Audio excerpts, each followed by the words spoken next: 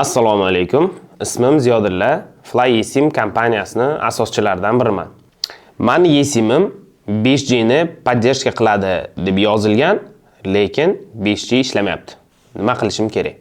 Fly eSIM kompaniyasi 200 dan ortiq davlatga elektron sim karta olib bera oladi. Ya'ni siz agar bizning platformamizdan sotib oladigan bo'lsangiz, 200 dan ortiq davlatda internetda ishlatishingiz mumkin. Ya'ni safar qilmoqchi bo'lgan davlatingizda.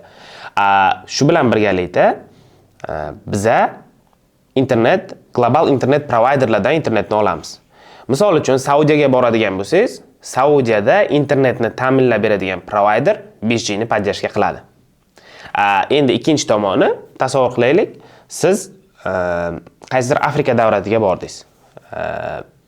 Shunda o'sha davlatda internet bilan ta'minlaydigan provider 5G ni поддержка qilmasa, sizning telefoningiz 5G da ishlamaydi. Ya'ni o'sha davlatda qaysi internet 5G mi, 4G mi, 3G mi qaysini поддержка qiladigan bo'lsa, o'sha orqali sizga internet olib bera oladi. O'sha uchun sizning telefoningiz 5G ni поддержка qilmasa, ya'ni qo'llamasa yokida qo'llasa ham borganingizda u davlatda olib beradigan internet provider 5G bo'lmasa, sizda 5G ko'rinmasligi mumkin. Bu sizda eSIM ishlamayapti degani emas, o'sha ishlaydigan misol 4G bo'ladimi, 3G bo'ladimi, o'sha orqali internetni olib beradi. Bu sizni boradigan davlatingizdagi internet provider qanaqa internetni olib berishiga bog'liq.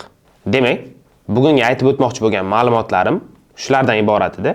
Agarda sizda eSIMni o'rnatish bo'yicha, uni aktivatsiya qilish bo'yicha qanaqadir savollar tug'ilgan bo'lsa, kommentariyada yozib qoldiring yokida bizning ijtimoiy tarmoqlarimizdagi profillarimizga o'tib savollaringizni berishingiz mumkin va bizning operatorlarimiz sizlarga tez orada javob berishadi. Fly eSIM zamonaviy sayohatchilar tanlovi.